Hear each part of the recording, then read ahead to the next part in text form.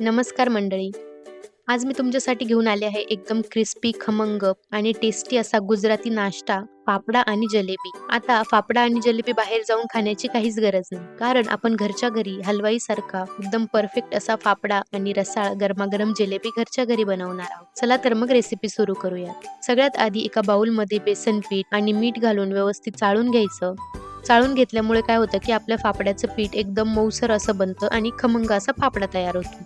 त्यानंतर त्यामध्ये छोटा चमचा पापड खार किंवा नसेल तर बेकिंग सोडा, थोडंसं हिंग, ओवा, तेल आणि हळद घालून सगळं व्यवस्थित मिक्स करून घ्या. एकजीव झाल्यानंतर आपल्या कोरड्या पिठाचा एकत्र असा गोळा झाला पाहिजे, म्हणजे खस्ता असा आपला फाफडा बनून तयार होतो. आता थोड्या थोड्या प्रमाणात पाणी घालून टसर असं पीठ मळून घ्यायचं आहे. जास्त सैल किंवा जास्त घट्ट हे पीठ आपल्याला ठेवायचं नाहीये, मीडियम सॉफ्ट पाहिजे. पीठ मळून झाल्यानंतर त्याला परत थोडंसं तेल लावून 10 ते 15 मिनिटं झाकून ठेवा.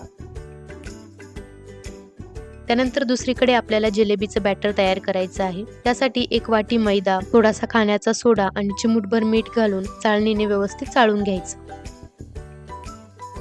त्यानंतर त्यामध्ये 1 छोटा चमचा तूप, थोडंसं दही, तुम्हाला हवं असेल तर थोडासा केशरी रंग आणि थोड्या थोड्या प्रमाणात पाणी घालून दाटसर असं बॅटर बनवून घ्यायचं.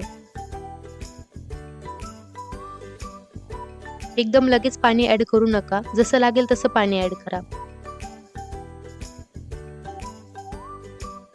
एकसारखी धार पडेल अशी कन्सिस्टन्सी झाली की बॅटर बाजूला ठेवून द्यायचं 15 मिनिट आंबवण्यासाठी. आता जिलेबीसाठीचा पाक तयार करून घेऊ. आपण गुळाची जिलेबी बनवतोय, त्यामुळे कढाईमध्ये सम प्रमाणात गूळ आणि पाणी घालून घेऊ आणि एकतारी आपल्याला हा पाक बनवून घ्यायचा आहे. पाकामध्ये थोडीशी वेलची आणि केशरी रंग घालून घ्या. चिकटसर असा पाक तयार झाला की गॅस बंद करून बाजूला ठेवून द्या. आता जिलेबीचं पीठ तयार झालं की पायपिंग बॅग किंवा दुधाची किंवा दह्याची पिशवीमध्ये बॅटर ओतून तिला छोटंसं कट करून घ्या. आता गरमागरम तेलामध्ये गोल गोल अशी जिलेबी तयार करून घ्यायची.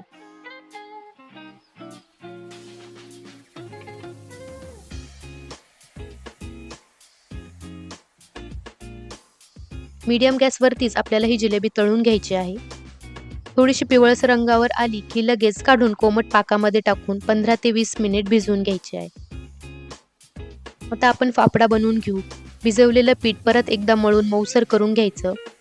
त्यानंतर पोळपाटावर मऊ करून झाल्यानंतर त्याचे छोटे छोटे तुकडे कट करून घ्यायचे आणि चॉपिंग बोर्ड किंवा लाकडी पाटावर एक छोटा पिठाचा गोळा घेऊन आपल्या पंजाच्या मागच्या भागाने दाब देऊन आपल्याला पातळ असं पसरवून घ्यायचं आहे.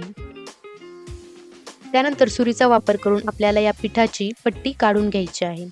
व्हिडिओमध्ये तुम्ही बघू शकता कसं केलं आहे. तशाच पद्धतीने आपल्याला या पट्ट्या तयार करून घ्यायच्या आहेत. सगळा फाफडा तयार झाला की मीडियम गरम तेलामध्ये हा फाफडा आपल्याला कुरकुरीत होईपर्यंत तळून घ्यायचा आहे.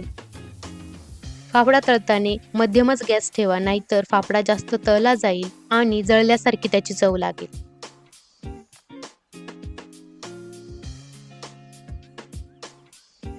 आता आपल्याला फाफडा तयार झाला की जिलेबी सुद्धा पाकामधून तळून घ्यायची आहे